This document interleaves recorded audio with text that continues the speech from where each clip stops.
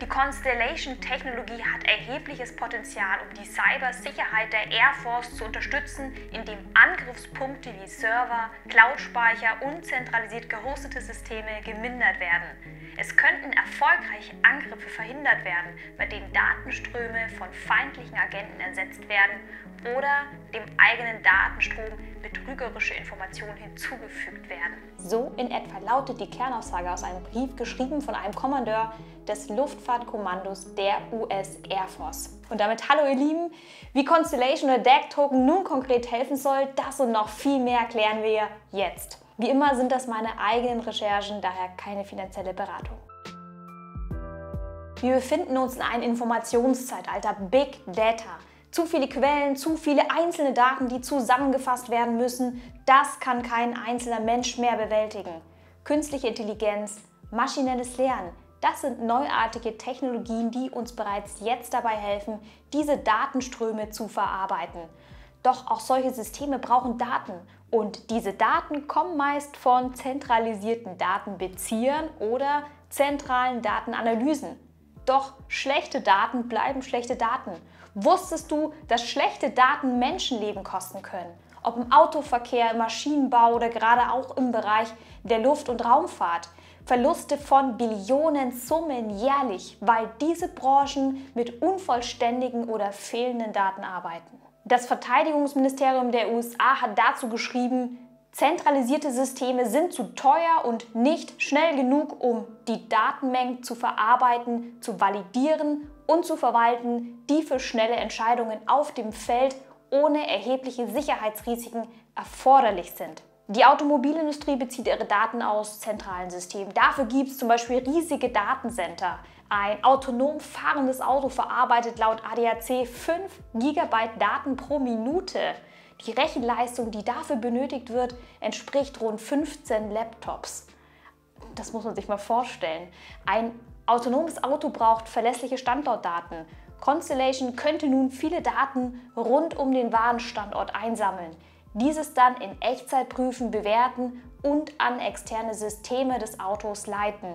Autonomes Fahren und neue Mobilität, all das könnte schneller, effizienter und sicherer umgesetzt werden. Mehr zum Thema Interoperabilität und dem Oracle-Problem findest du auch nochmal in meinem Chainlink-Video ausführlicher beschrieben. Zusammengefasst: In unserem Zeitalter von Big Data fehlt es an Sicherheit und Verlässlichkeit. Wir brauchen eine Infrastruktur, die dezentral Daten prüfen und dezentral verarbeiten kann. Solche Daten bringen uns jedoch nichts, wenn sie nur isoliert auf einer Blockchain herumliegen. Wir brauchen also eine Infrastruktur, die zusätzlich interoperabel ist, damit die dezentralen Daten auch an unsere bestehenden Systeme geleitet werden. Constellation möchte genau diese Infrastruktur anbieten, um Datenmassen skalierbar, sicher und interoperabel zu verarbeiten. Darüber hinaus möchte Constellation eine Art Handelsplattform für Big Data stellen, denn so findet ein passender Kunde schließlich auch seine passenden Daten. Geht das überhaupt? Das schauen wir uns jetzt im Video an. Was ist Constellation? Constellation ist ein Open-Source-Protokoll, welches dezentrale Infrastruktur und Handeln von Big Data ermöglichen möchte. Der Token, den du kaufen kannst, heißt DAG und erfüllt verschiedene Funktionen. Zum Zeitpunkt des Videos ist DAG auf Rang 172 von CoinMarketCap gelistet und verfügt über eine aktuelle Marktkapitalisierung von über 376 Millionen Euro. Welche Partner arbeiten mit Constellation zusammen? Hier siehst du noch einmal eingeblendet die Fokusbranchen von Constellation. Das sind die Branchen wie die Automobilindustrie ganz links, dann auch die Luft- und Raumfahrtindustrie. Denkbar wären aber auch unabhängig von dieser Einblendung Themen Gesundheitsbranche oder auch die Energiewirtschaft. Constellation hat sich langfristige Kooperationen aus verschiedenen Sparten geholt. Hier eingeblendet siehst du zunächst die Partner rund um das Produkt von Constellation. Das sind zum Beispiel die Exchanges KuCoin oder LCX, die den Kauf von DAG anbieten. Dann zum Beispiel andere Kryptoplattformen wie Chainlink oder Quant. Beides ebenso Projekte, die die Probleme der Interoperabilität lösen möchten. Auf diese Partnerschaften gehe ich ganz kurz ein. Chainlink kennst du vielleicht noch aus meinem letzten Video. Das ist eine dezentrale Oracle-Plattform. Chainlink verbindet Daten aus der realen Welt, also außerhalb der Blockchain, mit Smart Contracts auf einer Blockchain wie Ethereum. Auf Constellation wurde jetzt Chainlink als eine Art Second-Layer-Lösung, also eine Lösung auf einer zweiten Ebene, integriert. Diese Lösung nennt Constellation Zustandskanal. Was Zustandskanäle sind und warum sie für Constellation so wichtig sind, das erfährst du später noch. Wichtig ist für dich jetzt, dass im Rahmen der Partnerschaft Constellation Chainlink bei der Verarbeitung der rohen, unverarbeiteten Daten hilft. Chainlink leitet dann die sauber verarbeiteten Daten an andere Netzwerke wie Ethereum weiter. Und Ethereum kann dann damit arbeiten. Und deswegen ist Interoperabilität so wichtig. Leute, das ist einfach total der Wahnsinn. So, dann als nächstes Quant und Constellation. Quant Network und Constellation wollen zusammenarbeiten, um Unternehmen zu helfen, Blockchain-Technologie in ihre bestehenden Infrastrukturen zu integrieren. Anwendungsfelder wurden konkret für Smart Cities, unsere Städte der Zukunft, genannt. Dann weiterhin die Community-Partner. Das sind Partner, die die Reichweite des Projekts über die Medien beschleunigen wollen und das Wissen verbreiten wollen. Beispielpartner wäre zum Beispiel ehemals Blockfolio, das gehört jetzt zur FTX. Und zu guter Letzt mit einer der spannendsten Kategorien, wie ich finde, die Business-Partner. Das sind Unternehmen, Universitäten, Gremien oder Regierungen, die Constellation in irgendeiner Weise in ihre Projekte mit einbeziehen möchten. Das sind die US Air Force, wie du zu Beginn schon gehört hast, dann der Space Information Sharing and Analysis Center, kurz Space ISAC. Das ist eine Organisation, die für die globale Raumfahrtindustrie Sicherheitsbedrohungen wie Cyberdaten einsammelt. Gründungsmitglieder übrigens von Space ISAC sind unter anderem Microsoft, Aerospace oder das Johns Hopkins Labor für angewandte Physik. Zu den normalen, generellen Mitgliedern gehört nun auch Constellation. Weitere Partner in diesem Sektor sind die Arizona State University oder der Cloud-Anbieter Amazon Web Services. Auch wird das AIII, das Institute of Electrical and Electronic Engineers, angegeben. Das ist ein weltweiter Berufsverband, der wissenschaftliche Gremien bildet und Standards in Bereichen Technik, Hardware und Software veröffentlicht. Warum sehen all diese Partner in Constellation das Potenzial? Das schauen wir uns jetzt Stück für Stück an. Es wird ein bisschen technischer zugegeben, aber dafür umso spannender versprochen. Constellation hat 4 Kernelemente, die zu diesen Fähigkeiten beitragen. Wie du hier eingeblendet siehst, ist das erstens die besondere Netzwerkarchitektur, dann zweitens ein besonderer Zustimmungsmechanismus, drittens ganz besondere Knotenbetreiber mit verschiedenen Funktionen und viertens benutzerfreundliche Schnittstellen und Lösungen zu anderen Systemen. Das ist für Entwickler und Businessunternehmen interessant. Auf all diese 4 genannten Kernelemente gehe ich jetzt im Detail ein. Mit diesen Details wirst du vielleicht verstehen können, wie Constellation als System funktioniert und was die Kryptowährung DAG damit zu tun hat. Erstens, wie ist jetzt erstmal das Netzwerk aufgebaut? Das Constellation-Netzwerk verwendet keine Blockchain. Die Technologie nennt sich stattdessen direkter azyklischer Graph, kurz DAG, DAG. Wir müssen uns jetzt fragen, wie unterscheidet sich ein DAG von einer Blockchain? Hierzu mal folgendes Bild, wo du die verschiedenen Typen von dezentralen Netzwerken erkennst. Ganz links siehst du eine klassische Blockchain. Die Transaktionen und die Daten werden einfach ausgedrückt hintereinander in Blöcken, einer nach dem anderen, für gültig erklärt. Jetzt schau dir im Bild die DAGs an von IOTA's Tangle und Hedera's Hashgraph. Die bauen auch auf einem DAG auf. Bei einem DAG laufen die Daten und die Transaktionen parallel gleichzeitig. Das Ziel: möglichst viele Daten mit einer hohen Geschwindigkeit zu verarbeiten. Theoretisch unendliche Skalierbarkeit, so die Vorstellung. Wäre das nicht völliges Chaos? Nein, denn bei einem DAG laufen die Daten trotzdem immer direkt in eine Richtung, eben nicht kreisförmig, direkt azyklisch, so auch der Name. Und jetzt zurück zum DAG von Constellation. Speziell bei Constellation laufen die Datenströme gebündelt, die nach Rängen sortiert werden. Schau dir dazu jetzt mal deinen eigenen Armmuskel, deinen Bizeps an. Dein Bizeps besteht aus vielen Muskelfasern und diese Fasern organisieren sich wiederum zu Bündeln von Muskelfasern. Eine einzelne Muskelfaser, eine Faser, entspricht bei Constellation einer einfachen Transaktion und bekommt den Rang 0. Ein Bündel von Muskelfasern entspricht einem Checkpoint-Block bei Constellation und hat Rang 1 und je nach Größe auch größer als 1. Bei Constellation heißt übrigens das Mainnet Hypergraph. Das Protokoll heißt Hypergraph Transfer Protocol, kurz HGTP.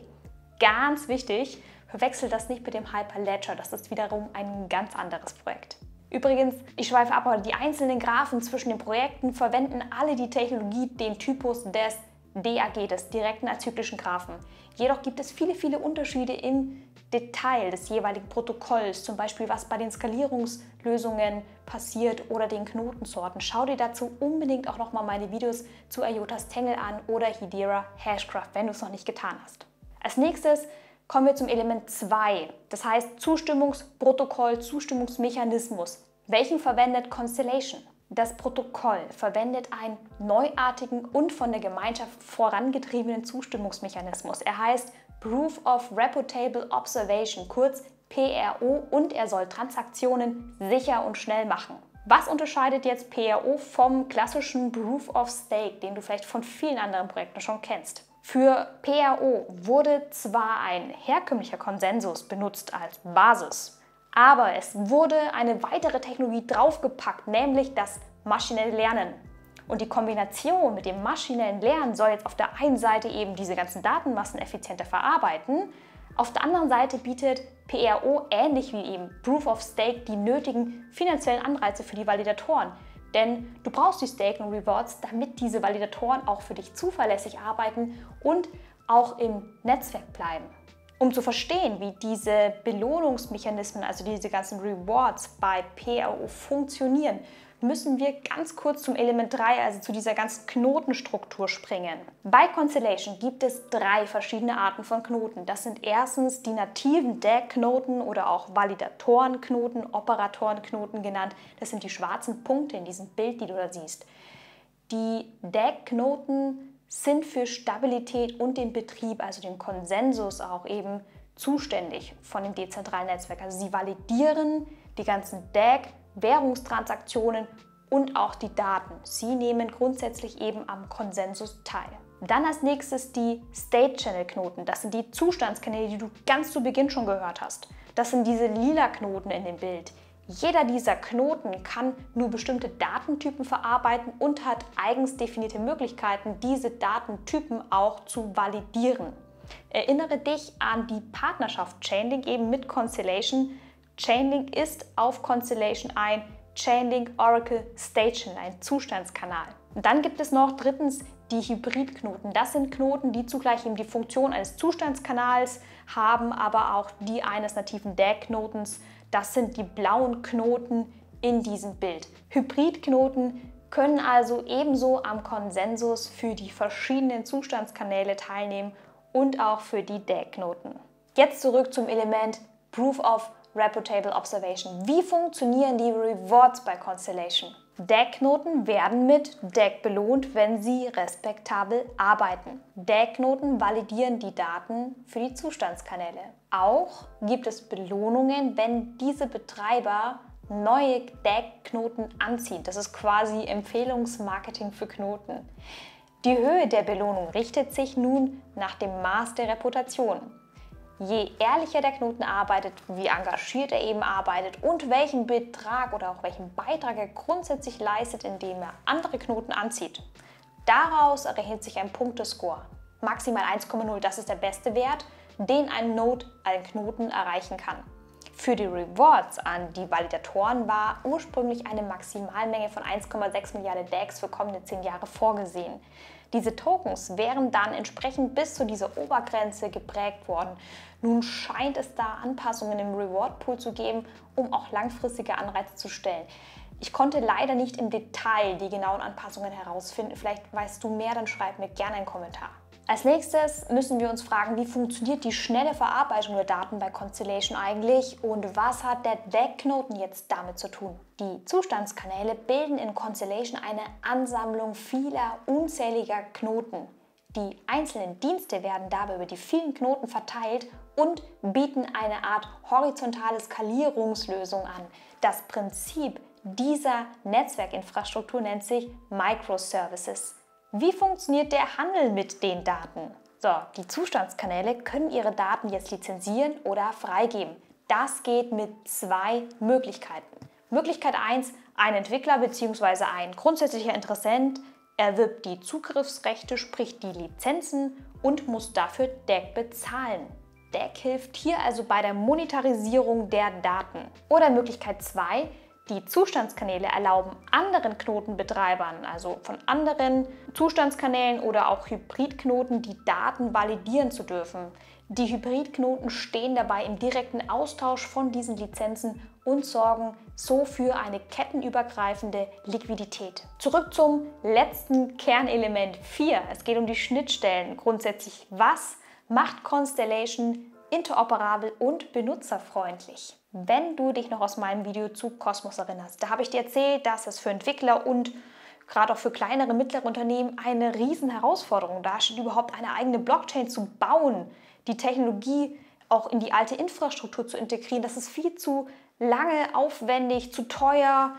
Vielleicht haben die gar nicht die Möglichkeiten dazu, der technische Aufwand. Um Blockchain-Technologie für Unternehmen also anwendbar zu machen, bietet Constellation mit der Lösung Hypercube ein benutzerfreundliches Interface für Entwickler an. Entwickler können mit dem Baukastenset Hypercube ihren eigenen Zustandskanal mit den bevorzugten Datentypen konfigurieren und damit beginnen bestimmte Datensätze zu validieren. Ein Unternehmen muss nur seinen Hosting-Anbieter auswählen und kann dann die Anwendungen über das Netzwerk bereitstellen. So ein Zustandskanal funktioniert dabei also völlig unabhängig wie ein kleines Mikronetzwerk. Das ist vom Prinzip her ähnlich wie die Parachains, also die Seitenketten bei Polkadot oder die Subnetze, die Unternetzwerke bei Avalanche oder die Zonen im Cosmos-Ökosystem. Mit dem Baukastenset kann ein Unternehmen nun darüber hinaus seine eigenen Tokens prägen, ob Utility-Token, NFT, Stablecoin, Governance-Token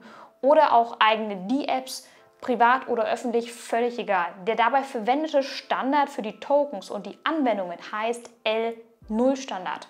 Der Token-Standard ist ähnlich vom Prinzip her wie der Ethereum-Standard ERC20. Ein Unternehmen, was diesen Standard verwendet, ist kompatibel mit anderen Protokollen und Anwendungen im Constellation-Netzwerk Cross-Chain-Interoperabilität.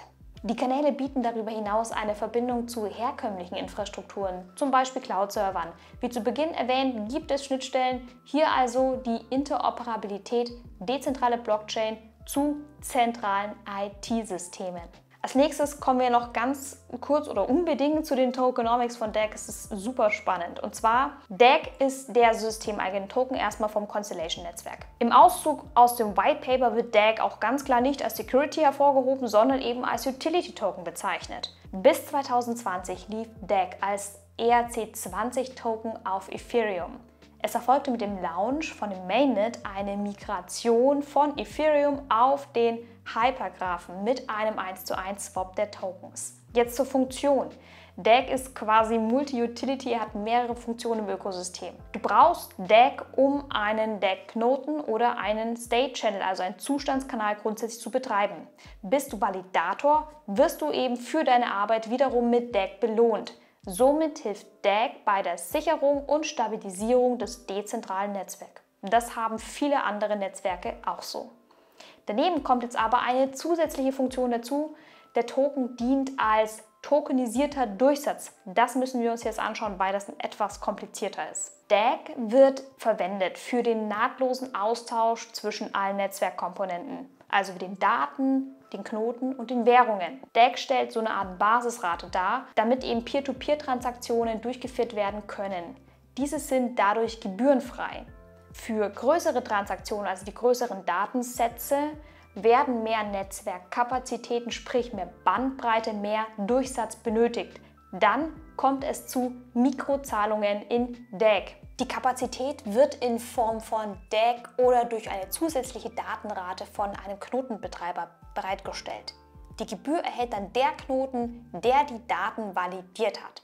Das Netzwerk skaliert proportional zu den Nutzern, sprich mehr Nutzer, mehr Bandbreite wird zur Verfügung gestellt. DAG ermöglicht außerdem kettenübergreifende Liquidität durch sogenannte Digital Currency Wrappings. DAG kann beim Wrapping verwendet werden, um mit anderen Kryptowährungen aus anderen Ökosystemen wie zum Beispiel DAG Bitcoin-kompatibel zu sein. Zusammengefasst, egal auf welcher Ebene du dich im Constellation-Netzwerk befindest, ob eine einfache Geldtransaktion bis hin zu großen Datenströmen, es wird DAG verwendet. Im Juni 2018 fand das ICO von DAG-Tokens statt. Insgesamt stehen maximal rund 3,7 Milliarden Tokens zur Verfügung. Davon befinden sich bereits 1,27 Milliarden, 24% aller Tokens im Umlauf, laut Stand des Videos. Was könnte sich jetzt auf den Preis von DAG auswirken? Das wären die Anzahl der Zustandskanäle im Netzwerk. Je mehr Nutzer ins Netzwerk gelangen, desto mehr wird an Daten angefragt, bewertet und gehandelt. Immer wenn Informationen ausgetauscht werden, wird DAG verwendet. Wenn Informationen bewertet werden, wird DAG verwendet. Je besser Anwendungen von Big Data eine optimale Datenrate haben möchten, desto mehr müssen sie bezahlen. DAG ist also das Beispiel für die Tokenisierung der Datenrate, tokenisierter Durchsatz, deswegen auch der Begriff von vorhin. Ich habe es mal Pay-to-Rate genannt, in Analogie zu den ganzen Play-to-Earn-Modellen. Je mehr Nodes außerdem im Netzwerk staken, desto mehr wird DAG abgegriffen werden. All das könnte zu einer erhöhten Utility von DAG in der Basisschicht, aber auch auf Ebene der State-Channels führen und zu einer Verknappung des Angebots führen. Weiterhin könnten sich neue Partnerschaften, gepusht von den Medien, kurzfristig auf die Preiserhöhungen auswirken. Ein Rating von Token Insight bewertet Constellation mit der Note B, einer mittelstabilen Performance, wenn AAA das beste Rating ist. Kriterien sind unter anderem bei der Bewertung das Team, das Projekt und das Ökosystem. Ich finde auch spannend, dass die meisten DAG-Halter das Projekt weniger traden, sondern es mehr oder weniger hodeln. Rund 85% halten ihre Tokens über ein Jahr. Somit würde ich tatsächlich auch das Investment in Constellation als Langzeitinvestment betrachten. CoinShares hat 2021 Prognosen anderer Analysten zusammengefasst. Diese sehen insgesamt positiv in die Zukunft, jedoch mit einem vergleichsweise langsamen Anstieg des Werts auf einmal 2 mal 3 in den nächsten Jahren bei kurzfristigen Ausbrüchen nach oben. Auch nannte Preisprediction ähnliche Werte. Bei einem aktuellen Preis von $0,11 trifft das die bisherigen Erwartungen ganz gut. Was jedoch nur schwer prognostiziert werden kann, ist grundsätzlich das Verhalten mit dem neuen Mainnet 2.0. Ich bin definitiv gespannt, wie sich Constellation über die nächsten Jahre schlagen wird. Was gibt es für Einschränkungen und Risiken in Bezug auf die Entwicklung von Constellation? Einschränkungen sehe ich aktuell in puncto Netzwerkgröße und Dezentralität. Die nativen Knotenbetreiber für den Konsensus sind in der Anzahl noch vergleichsweise gering. Je mehr Nodes, je mehr Knoten, desto sicherer gegenüber Angriffen und dezentraler kann ein Netzwerk agieren. Aktuell sind laut Webseite rund 113 Node-Operatoren, also Validatorknoten im Mainnet am Konsensus aktiv. Beim Projektstart wurden dazu vom Team 100 seriöse Foundation Nodes gewählt. Diese Foundation Nodes mussten sich damals auf eine Whitelist setzen lassen, also sie mussten sich registrieren. Dann sind Anforderungen für das Betreiben eines Knotens kostspielig. Um ein Validator aktuell zu werden, musst du, wie du es aus vielen anderen Staking-Projekten kennst, eine Mindestmenge an Tokens als Pfand hinterlegen. Die erforderliche Mindestmenge beträgt bei Constellation 250.000 DAG-Tokens. Das entspricht bei einem Preis von 0,10 Euro aktuell rund 25.000 Euro.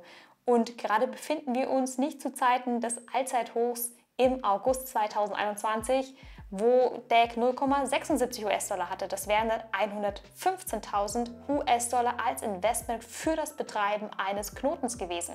Constellation hat die genannten Punkte aber scheinbar im Blick. Mit dem bevorstehenden Mainnet 2.0 und einem neu eingeführten Softnode-Programm wird gerade gebastelt. Mit dem Programm können jetzt auch Nutzer ohne Hardware und ohne KYC einen Knoten betreiben und Rewards bekommen. Die erforderlichen 250.000 an DAG bleibt dennoch bestehen. Im Explorer nehmen aktuell über 5.500 Softnodes am Programm teil. Seit Ende 2021 wurde das Whitelisting abgeschafft. Noch ein weiterer Punkt, ich würde mir grundsätzlich eine bessere Dokumentation oder Transparenz für die aktuellen Tokenomics wünschen. Die bisherigen Papers sind ziemlich technisch und gerade wenn es um Langzeitschemata geht, schwer zu durchschauen. Constellation wurde auch noch nicht, muss man auch dazu sagen, im großen Maßstab ausgetestet. Wir wissen erst, wie sich das Netzwerk verhält mit der bevorstehenden Massenadaption und eben der Akzeptanz. Das halte ich jedoch für ein grundsätzliches Risiko, was auch, wenn du investierst, viele andere Kryptoprojekte betrifft. Wie kannst du DAG kaufen und aufbewahren? DAG zu kaufen und aufzubewahren ist noch nicht ganz so leicht wie zum Beispiel Bitcoin zu holen.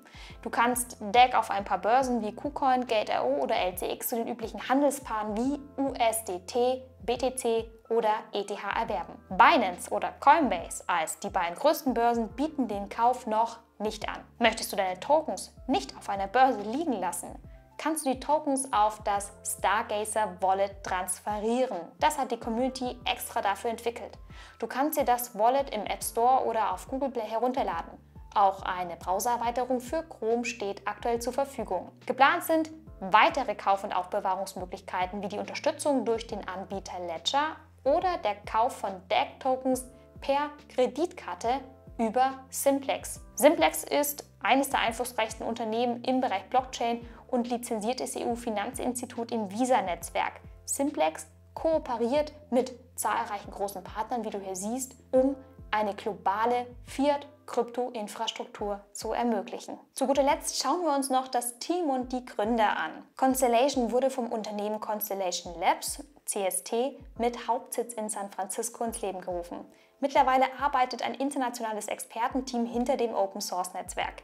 Das Unternehmen selbst wurde jedoch von 5 Köpfen im Jahr 2017 gegründet. Jorgensen, Diggles, Goldman, Meltman-Floch und Brown. Alle 5 sind noch Teil des Constellation Core-Teams und haben leitende Funktionen. Picken wir uns Diggles heraus, den Chief Strategy Officer. Diggles hat vor Constellation für Unternehmen wie Oracle oder Disney gearbeitet. Seine Kompetenzen liegen insbesondere im Bereich Business Development und digitalem Marketing. Dann Jorgensen. Dieser hat auch zuvor bei anderen Startups mitgewirkt, unter anderem einem Startup für digitale Währung namens ClickPush. Goldman als Chief Operations Officer hat schon für die Europäische Zentralbank oder für die Wirtschaftsprüfungsgesellschaft PwC im Bereich Assurance gearbeitet. Meltman-Floch kümmert sich als CTO mehr um den technischen Part von Constellation. Er hat zuvor unter anderem am NASA Ames Research Center geforscht und für Unternehmen wie Rally Health, eine verbraucherorientierte Gesundheitsplattform, gearbeitet. Und Brown zu guter Letzt kümmert sich als Head of Community insbesondere um die strategische Ausrichtung der Unternehmenskultur. Mein Fazit: Constellation ist ein hochinnovatives, dezentrales Projekt. 3 Punkte dazu. Innovativ, weil das Netzwerk Daten mit seiner einzigartigen Infrastruktur on-chain validieren und verarbeiten kann. Das scheint bisher relativ einzigartig zu sein. Damit gilt es als eines der Vorreiterprojekte, gigantische Datenströme on-chain verarbeiten zu wollen. Innovativ außerdem, weil die Infrastruktur zugleich als Datenmarktplatz monetarisiert wird. Hier kommt der finanzielle, ökonomische Gedanke vom Handel mit Daten ins Spiel. Und innovativ, weil das Projekt zugleich einen Austausch zu herkömmlichen Systemen anbietet. Consensus as a Service. Für mich ein Projekt, was mich definitiv in seinen Bann gezogen hat. So, das war's. Ich hoffe, es hat dir gefallen. Für Fragen und Feedback kommentiere einfach unter dem Video. So vieles habe ich über DAG gar nicht genannt. Das wären einfach zu viele Infos für so ein kleines Video. Zum Beispiel Themen rund ums Mainnet 2.0, das Hardware-Produkt namens Dot Traffic Miner oder die DeFi-Plattform Lattice. Wenn du mehr zu Constellation wissen möchtest, klick dich auf jeden Fall auf deren Webseite nochmal herum. Ich empfehle dir ansonsten, wenn du dich für das Thema Oracles oder Daten grundsätzlich interessierst, dir nochmal das Chainlink-Video anzuschauen von mir oder Quant, da geht es um die Themen zur Interoperabilität zwischen Blockchains, oder IOTA und Hedera, das sind auch 2 Videos von mir, beides Themen mit einem direkten azyklischen Graphen, gemacht fürs Internet der Dinge und Mikrotransaktionen. Dann verstehst du auch nochmal, wo die Gemeinsamkeiten und die Unterschiede zwischen den einzelnen Projekten liegen. Folg mir ansonsten noch gern auf Twitter, ich freue mich auf dich, danke dir schon mal für deine Unterstützung. Ich bin Miss Krypto von Kryptos fasziniert. Bis zum nächsten Mal. Tschüss.